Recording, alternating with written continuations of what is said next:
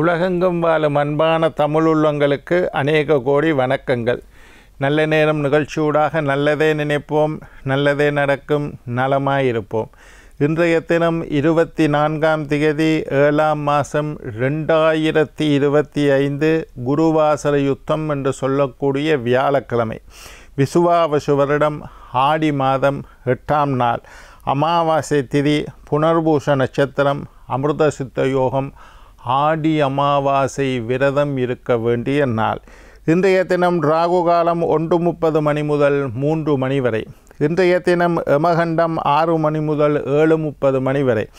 இன்றைய தினம் நல்ல நேரம் 7:30 மணி முதல் 9 மணி வரை. இன்றைய தினம் சந்திராஷ்டமம். கேட்டை மூல நட்சத்திரக்காரர்களுக்கு சந்திராஷ்டம தினம். என்ன நேர்களே, வாருங்கள் இனி இன்றைய தினத்திற்குண்டான ராசி பலன்களை பார்க்கலாம்.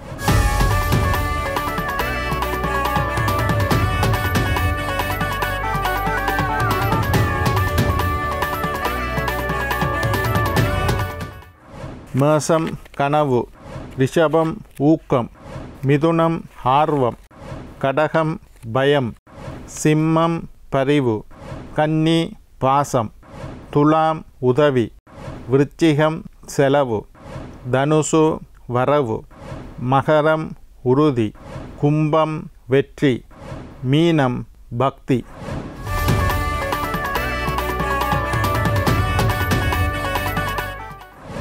ஆன்மீக தகவல் பகுதியில் தொடர்ந்து உங்களை சந்தித்து வருவதில் மட்டற்ற மகிழ்ச்சி அடைகின்றேன். ஒவ்வொரு நாளும் ஒவ்வொரு புதிய அற்புதமான ஆன்மீக தகவல்களை உங்களோட பகிர்ந்து கொண்டு இருக்கிறோம். அந்த வகையில் இன்றைய தினமும் சில நல்ல விஷயங்களை உங்களோட பகிர்ந்து கொள்ளலாம்னு காத்திருக்கிறேன். இன்றைக்கு ஆடி அமாவாசை. ஆடி மாதம் என்றாலே சிறப்பான மாதம். ஆடி மாதத்தில் நிறைய விசேஷங்கள். ஆடி வெள்ளி ஆடி மாதத்தில் வருது, ஆடி செவ்வாய் ஆடி மாதத்தில் வருது, ஆடி பூரம் ஆடி மாதத்தில் வருது, ஆடி பெருக்கு ஆடி மாதத்தில் வருது, வரலட்சுமி விரதம் ஆடி மாதம். ஆடி மாதம் என்றாலே ஆன்மீகம் நிறைந்த அம்பாளுக்குண்டான அற்புதமான மாதம். சரி, இன்றைக்கு ஆடி மாதத்தில் வரக்கூடிய அமாவாசை விசேஷம். 3 அமாவாசை விசேஷம்னு சொல்லியிருக்கேன். தையில் வர்ற அமாவாசை தை அமாவாசை, ஆடி மாதத்தில் வரக்கூடிய ஆடி அமாவாசை, புரட்டாதி மாதத்தில் வரக்கூடிய புரட்டாசி அமாவாசை. இந்த 3 அமாவாசைகளும் பித்ருக்களுக்கு உண்டான நாள். தெய்வ அருள் கிடைக்க வேண்டுமாக இருந்தால் பித்ருக்களின் ஆசி வேண்டும் என்று சொல்லியிருக்கேன்.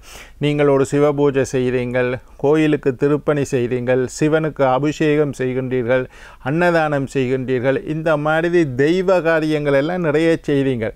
இதனுடைய பலன் உங்களுக்கு பூரணமாக கிடைக்க வேண்டுமாக இருந்தால் பித்ருக்களினுடைய ஆசீர்வாதம் வேண்டும் என்று சொல்லியிருக்கிறேன். 2 காரியம் எங்களுடைய கடமை.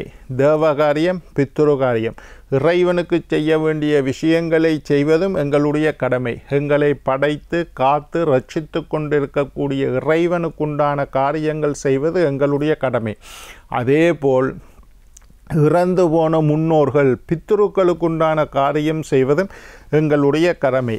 இறந்த திதி தெரியாதவர்கள் சில பேர் இப்போ எங்களோட நாட்டிலெல்லாம் தெரியும், எப்போ இறந்துச்சினமென்று தெரியாது. சில பேரினுடைய மரணம், சில பேர் சரியாக 10 மணி 30 நிமிஷத்துக்கு இறந்துட்டார் ஐயா, அவர் இன்ன திதியில் இன்ன நட்சத்திரத்தில் இத்தனாம் தேதி இன்ன கிழமை இன்ன மாதம் இன்ன வருஷம் இறந்தான்னு கண்டுபிடிக்கலாம். சில பேர் எப்போ இறந்தார்கள் என்று தெரியாதையா, காணாமல் போயிட்டார், இருக்காரா இல்லையேன்றே தெரியாது, இறந்துட்டார், அவர் காணாமல் போய் 70 வருஷம் ஆச்சுன்னா அவர் இருக்கிறதுக்கு வாய்ப்பு இல்லை, 50 வருஷம் ஆச்சுன்னா இருக்கிறதுக்கு வாய்ப்பு இல்லை, அவரை இன்னும் இல்லை, அப்போ அவர் இறந்துட்டார், எங்களுக்கு திதி தெரியாது. அப்படி இருக்கக்கூடியவர்கள் எல்லாம் எப்போது இறந்தார், எத்தனை மணிக்கு இறந்தார், சில பேருக்கு தெரியும் இறந்தது, காலையில் 6 மணிக்கு பார்க்குறமையா இறந்து இருந்தார், எத்தனை மணிக்கு இறந்தார்ன்ட்டு தெரியாது. இப்படி தெரியாதவர்கள், திதி எப்போ இறந்தார்ன்ட்டு தெரியாதவர்கள் எல்லாம் பொதுவாக இந்த ஆடி அமாவாசை அற்புதமான நாள்.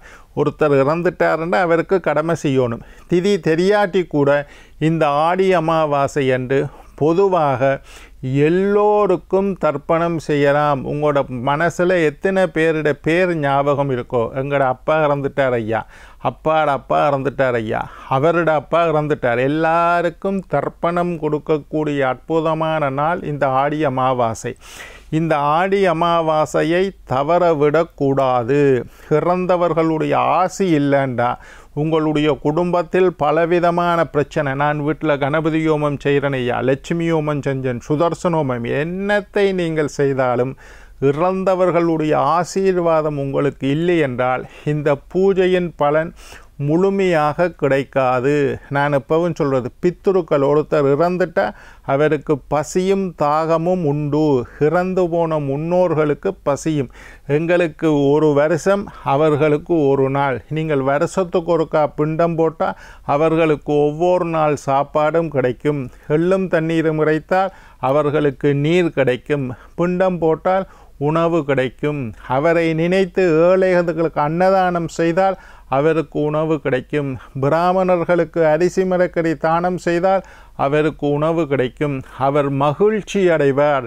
என்னுடைய சந்ததி என்னை நினைத்து கொண்டிருக்கின்றது, என்னுடைய சந்ததி எனக்குண்டான கர்மங்களை செய்கின்றது, காரியங்களை செய்கின்றது என்று அவர் சந்தோஷப்பட்டால் பித்துருக்களினுடைய ஆசி உங்களுக்கு பூரணமாக கிடைக்கும். பித்துருக்களின் ஆசி உங்களுக்கு கிடைத்தால் உங்களுடைய சந்ததி, உங்களுடைய பிள்ளைகள் நன்றாக இருப்பார்கள்.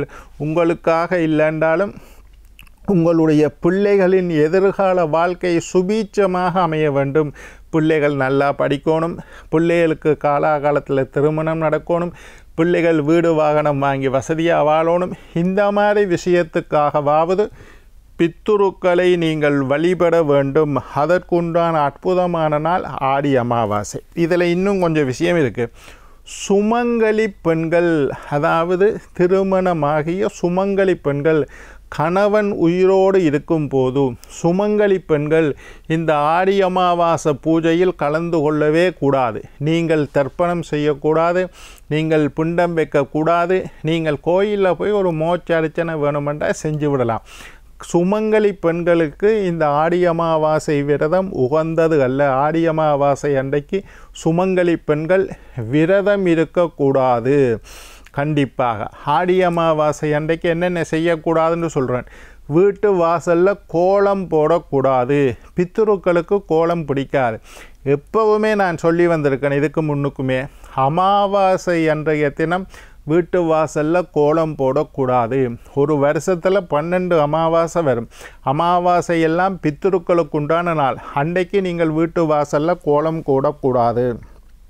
நீர்நிலைகளில் தண்ணி இருக்கக்கூடிய இடம், ஆற்றங்கரையாக இருக்கலாம், குளமாக இருக்கலாம், கடற்கரையாக இருக்கலாம். இந்த மாதிரி நீர்நிலைகளில் பித்துருக்கள் வசிப்பதாக ஐதீகம். ஆடி அமாவாசை அன்றைக்கு தங்களுடைய சந்ததிகளை பார்ப்பதற்காக பித்துருக்கள் எல்லாம் கடற்கரையில், ஆத்தங்கரையில், குளத்தங்கரையில், கிணத்தடியில் எல்லாம் வந்திருப்பதா. அதனால் அந்த இடத்துக்கு நீங்கள் போய் பித்துருக்களுடைய பெயர்களை சொல்லி, அவர்களுடைய திதி தெரிந்தால் திதிகளை சொல்லி, அவர்களுக்கு புண்டம் வைத்து, துளசியை கையில் வச்சு, கருப்பு எள்ளு வச்சு, தண்ணீர் இறைத்து புண்டதானம் செய்து, அந்த புண்டங்களை எல்லாம் கடலில் கரைச்சி, கடலில் நீங்கள் வடிவாக குளக்களத்துலேயோ ஆற்றுலையோ குளத்துலையோ வடிவாக குளித்து, பிராமணர்களுக்கு தட்சணை கொடுத்து, அரிசி மரக்கறி எல்லாம் தானம் செய்து இந்த பித்துரு வழிபாடை நீங்கள் கண்டிப்பாக செய்த வேண்டும். கடல் இல்லை ஐயாங்கிற ஊர்லாண்டா வீட்டில் செய்யலாம். கோயிலில் போய் தர்ப்பணம் பண்ணலாம். கோயில்களில் செய்யலாம். பொது இடத்துல செய்யலாம். வீட்டில் வேணும்னாலும் செய்யலாம். ஏழைகளுக்கு உணவு கொடுப்பது விசேஷம். பித்துருக்களை நினைத்து நாங்களே சமைச்சு சாப்பிடாமல் அவர்களை நினைத்து ஏழைகளுடைய வயிறு நிரம்பினால் பித்துருக்களுடைய வயிறு நிரம்பும் என்று ஐதீகம். அதனால் யாரோ 2 சாப்பாடை பார்சல் பண்ணி ஒரு 4-5 பேர் அன்னதானம் பண்ணோன்னா 1000 பேரை கூப்பிட்டு கொடுக்குறேன்னு இல்லை. 2 ஏழைக்கு சாப்பாடு கொடுத்தா அதுவும் அன்னதானம் தான். ஏழைகளுக்கு உணவு கொடுங்கள். அது மட்டும் இல்லாமல் ஆடி அமாவாசை என்று பசுவுக்கு அகத்தி கீரை கொடுப்பது.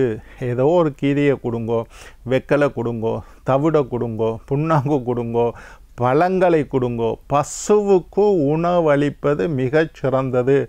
ஏழைகளுக்கு உணவு கொடுப்பது போல் பசுவுக்கு உணவு கொடுப்பது ஆடி அமாவாசைக்கு செய்ய உகந்த மிகச்சிறந்த காரியம். காகத்துக்கு உணவு வைப்பது, காகம் வீட்டில் காகத்துக்கு சாப்பாடு வையுங்க. ஆடி அமாவாசை பசுக்கு வைக்கணும், காகத்துக்கு வைக்கணும், ஏழைகளுக்கு வைக்கணும். வாசலில் கோலம் போடக்கூடாதுன்னு சொல்ல. ஆடி அமாவாசை அன்று எக்காரணம் கொண்டும் அசைவம் சமைக்கக்கூடாது. அன்றைக்கு விரத நாள். அப்பாவை தந்தையை இழந்த பிள்ளையர்கள், தாயை இழந்த பிள்ளையர்கள், மூதாதையர்களை இழந்த பிள்ளைகள் எல்லாம் அன்றைக்கு விரதம் இருந்து ஆடி அமாவாசை நீர்நிலைகளில் போய் தர்ப்பணம் பண்ணி, கோயிலுக்கு போய் அவர்களுடைய பெயரில் மோட்ச அர்ச்சனை பண்ணி, வீட்டுக்கு வந்து இறந்தவர்களுடைய படத்துக்கு படைத்து, காகத்துக்கு உணவு வச்சு, பசுவுக்கு உணவு வச்சு, ஏழைகளுக்கு உணவு கொடுத்து இதெல்லாம் செய்கிறது விரத நாள். அதனால் அன்று அசைவம் செய்யக்கூடாது. சில பேர் நினைக்கிறது, இறந்து போனங்கிற தாத்தாவுக்கு மீன் நல்ல விருப்பம் ஐயா, அதை சமைச்சு வைக்கிறோம். தவறு. அசைவம் சமைக்கக்கூடாது. இன்றைய தினம், அதாவது ஆடி அமாவாசை என்பது ஒரு விரத நாள். அன்றைக்கு அசைவம் சமைப்பதை முழுமையாக தவிர்த்து விடுங்கள். அசைவம் சமைக்கவும் கூடாது, சாப்பிடவும் கூடாது, படைக்கவும் கூடாது, தானம் கொடுக்கவும் கூடாது. அது ஒரு விஷயம். கோலம் போடக்கூடாதுன்னு சொல்லிட்டேன். சுமங்கலி பெண்கள் தர்ப்பணம் செய்யக்கூடாது, புண்டம் வைக்கக்கூடாது. கணவர் இருக்கும் மட்டும் ஆடி அமாவாசை விரதம் இருக்கக்கூடாது. மற்றவர்களிடம் கருப்பு எள்ளை தானம் வாங்கக்கூடாது. இன்றைக்கு கருப்பு எள்ளில் தான் தர்ப்பணம். ஐயையோ, எள்ளு வாங்க மறந்துட்டேனே, அடுத்தவர்கிட்ட கொஞ்சம் எள்ளை வாங்கி தர்ப்பணம் செய்கிறது, இது கண்டிப்பாக கூடாது. ஆடி மாதம் தட்சணாயனம் தொடங்கக்கூடிய காலத்தில் முதல் வரக்கூடிய அமாவாசையை தான் ஆடி அமாவாசை என்று சொல்லுகிறோம். என்ன நேயர்களே, இன்றைய தினம் ஆடி அமாவாசை. பித்துருக்களை வணங்கி பித்துருக்களினுடைய ஆசியை பெற்று நீங்கள் அனைவரும் நீண்ட ஆயுள், நிறைந்த ஆரோக்கியம், நீங்காத செல்வத்தோடு வாழ வேண்டும் என்று வாழ்த்தி வணங்கி விடைபெறுவது உங்கள் ஜோதிட சித்தர் டாக்டர் ராஜராஜ குருக்கள்.